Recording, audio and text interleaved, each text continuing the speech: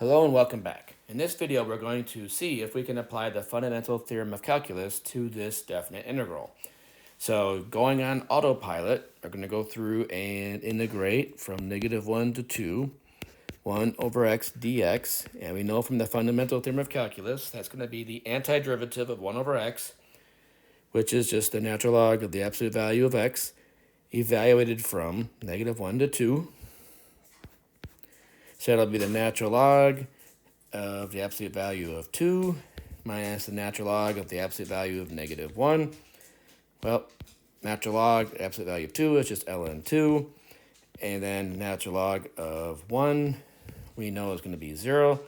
So you might be thinking the answer is the natural log of 2. However, that is complete nonsense. And it's nonsense because if you actually graph this function and you think about what 1 over x looks like, you're going to have your hyperbolic function, which has a branch on this side and a branch on this side.